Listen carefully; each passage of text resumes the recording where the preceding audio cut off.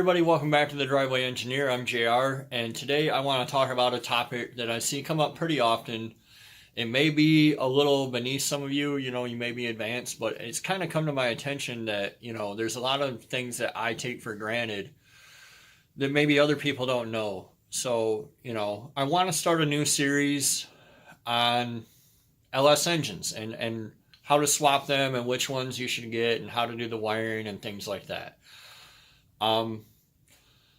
So let me just say to start with that there's like 990 ways to skin a cat, and 970 of them work. So there's different ways to do this. My way is more of a budget-minded kind of way. I'm more likely to go out and pick something up from the junkyard or pick something up real cheap on Craigslist or Facebook Marketplace and use it as is than other people. If your budget's such that you can just call up Summit Racing and order a GM Performance Parts, 376 or 427, then these videos aren't for you. But if you want to LS swap your whatever, your shit box or truck or whatever, then these videos are, and you don't know where to start, these videos are for you. The reason that this is already filled out is because I actually filmed this video once already, but the microphone on my GoPro broke, so now I gotta refilm it with audio. But one thing that I see people ask a lot is, what LS engine should I buy? What engine should I start with?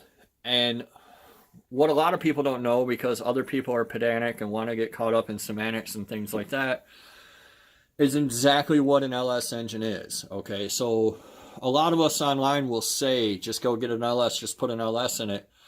And what we're really referring to is the truck motors, not the 5.7, but the 4.8, 5.3, and 6.0. Because those are common, they're plentiful, they're cheap, they're available. Okay? If you want to get technical, and I'm sure somebody on the internet, somebody will. These truck motors aren't technically LSs because the RPO for an LS engine was LS1, or LS6, or LS2, or LS3. Those are all car engines, okay? So for starters, when you're asking what engine should I get, I would avoid the car engines simply because they cost more money. The production volume was lower, they're more rare, and they come in more desirable cars. If you're telling somebody what kind of engine you have, you would rather say I have a Corvette engine than a Tahoe engine. People don't really respect the Tahoe. However, the power potential of even the little LR4 4.8 from the factory is rated 270 horsepower. And that's factory, like it's in a Tahoe or a Silverado stone stock going to soccer practice on 87 octane. With a cam, they typically see around 330 horsepower. It's not a joke. It's going to beat the pants off whatever small block you have currently in your car. If you have a 305 high output or a tune port engine, this makes double the power. A 70s Corvette, this is double the power from a 4.8. The 5.3, the LM7 was rated at like 290. There's other ones, the LH6 and stuff like that get up over 300 horsepower from the factory. They typically make around 340 tire with a cam. The 4.8s typically make around 330 tire with a cam. Your typical 8.5 to 1 350 that you're going to find in most stuff from the 70s and 80s is going to make under 250 horsepower with a cam, headers, your Edelbrock carburetor, and all the cool stuff. So you see that these engines, like whatever one you can get, totally trounces the one you have most likely.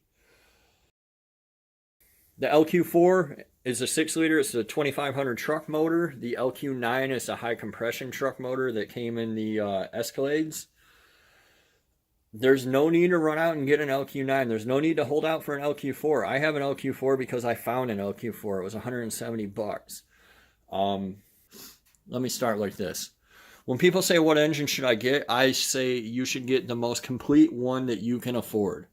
It's really that simple. If you can afford, don't buy some 5.3 that's missing the intake, the manifolds, you can buy a 5.3 for like $400 with everything from the Vortec cover all the way to the oil pan and the harness for like $400 or $500 all day long. Get the most complete one you can. This in your budget. Whatever your budget is for an engine, spend it. If you have $1,200 for an engine, then sure, go get a 6.2. If you only have $400 for an engine, get a 5.3. Don't not get an engine because it's not in your budget. If you only have $200 for an engine, go get a 4.8. You're going to be winning no matter what, period. And that's what it's about. You want one of these newer engines because you want to be able to have the overdrive transmission and the electronic controls, and you don't want to have to fiddle with a carburetor and, you know, boxes of jets. And I know everybody says you can tune carburetors with a screwdriver, but what they don't say is you need a box of jets like this. That this is $100 worth of jets and accelerator pump cams and squirters that you need the screwdrivers to change, okay?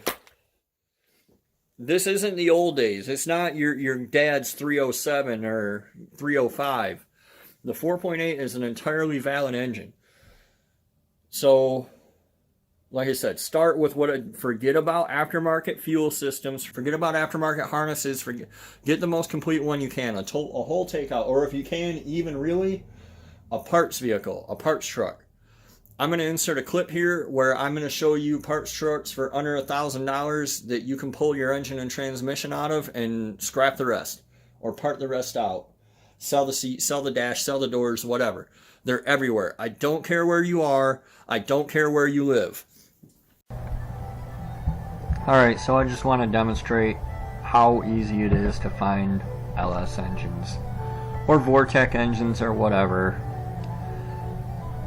This kind of question right here is exactly why I'm starting this video series. So, anyway, I'm going to go to Marketplace.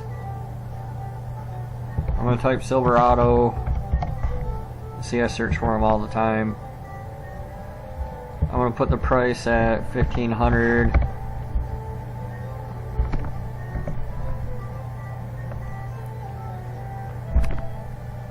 Here we go. Here's a running, driving truck. Oh, no, that's a 4.3.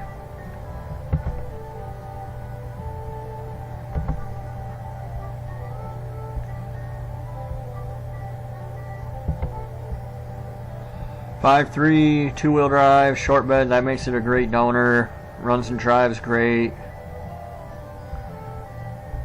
I mean, for $1,500, you can pull the engine, the transmission, and part the rest of this out. The front clip looks good. The door might be okay. The interior, wheels, tires, you know, punt the rest. $1,000. Parting my truck out, everything's good except the transmission. There you go.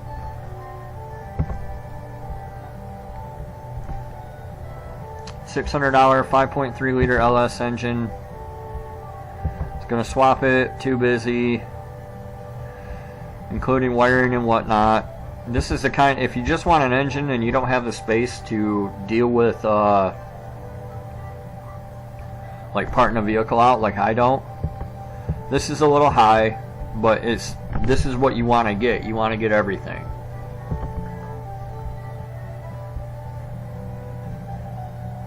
$720, 4.8 Vortec. I mean, it looks like a wreck, but you know, you're getting an engine and a bunch of parts you can get rid of.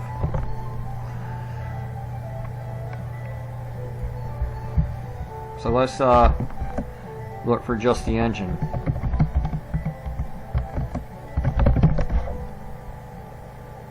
Engine and transmission, 5.3, 4L60, $750 for both, $400 for the trans, $350 for the engine. This is a four-wheel drive transmission, so it might not work for you for a swap. But $400, and this is again complete. He's got the fan, the intake's there. He's got the harness. This is what you want to get. These guys parting them out are another good resource, because then you can get everything.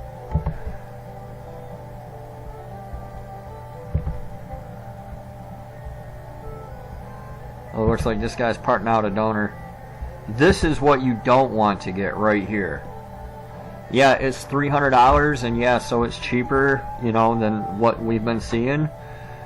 But you're missing the coil packs, you're missing the brackets, you're missing the intake, you're missing the fuel rails, you're missing the injector. This stuff will nickel and dime you to death. That's exactly what you don't want to get.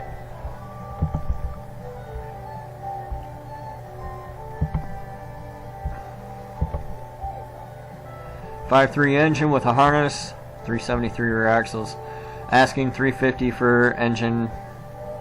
There you go, $350, 165,000 miles. These are the kind of things you want to find. 5.3 engine and transmission. Don't worry about mileage and don't worry about size as much as you worry about getting a complete engine. You want the complete package, okay? And these truck engines are called Vortex, but you want to avoid the old Gen 1 Vortex like this. Selling because I'm doing an LS swap. There you go. Yeah, that's what you want to look for. And of course you can always go to Craigslist. If you have to drive a little ways, you have to drive a little ways. When people are like, there's nothing in my area for less than $1,200 or whatever stupid number they throw out.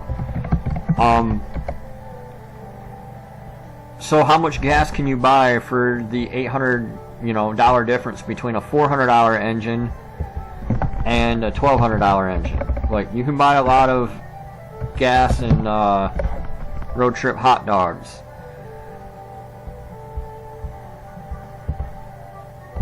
So, I mean, don't be afraid to drive a little ways to get what you need. Looks like there's none on my local Craigslist except the same one that I just told you guys to avoid. And Craigslist is kind of dying lately. It's weird.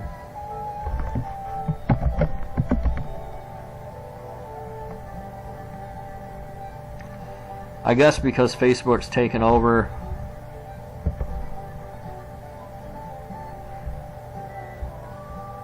Here you go. I have 3 LS engines, 5.3 miles range from 165 to 209. All are complete with wiring, accessories, and computer. $575 to $475. His price is a little high, but you're getting everything. And, this is the kind of stuff you want to look for. You want everything. You might not use this stupid cover, but so what? Get it. Get everything when you get them. So, now back to your regularly scheduled programming. I don't want to hear any of this. I can't find them. There are dumb hillbillies everywhere who crash Z71s into poles. Period. Here in Michigan, the frames rot out, they break, and then they try to drive them around until, they can't because they're going like this down the road, and they scrap them. So, get the most complete one you can. Be willing to drive a little bit or work a little bit to get it. And go to town. The next video, I'll talk about engine mounts and PCMs and tuning. You don't need a Holley HP kit or any of that other nonsense. The factory stuff works just fine up to 1,000 horsepower. So, I don't have a fuel rail here. It doesn't really matter at the moment. Oh, yeah, I do have a fuel rail here. Okay, so you don't need aftermarket fuel rails. This is a truck fuel rail. It's as big around as my thumb. Look at that. How much fuel do you think that holds? It's enormous. You don't need an aftermarket fuel rail. You don't need aftermarket wiring harnesses. You don't need aftermarket intakes. Look at that giant plenum. Come on. You don't need all this stuff that people are getting you into online. I think at the end of this series, I'm going to give away these adapter plates too, because I'm not going to use them. So, yeah, stay tuned. That's what engine you should get, though. The answer is whatever the nicest, lowest mileage one you can afford. I don't care if it has 250,000 miles on it. I don't care if it has 15,000 miles on it. Get the one you can afford, the best one you can afford. Set your budget for your total project and get the one you can afford. I'll continue these videos if you guys want to watch them. And I thank you for watching. Until next time, this is JR, and I'll see you later.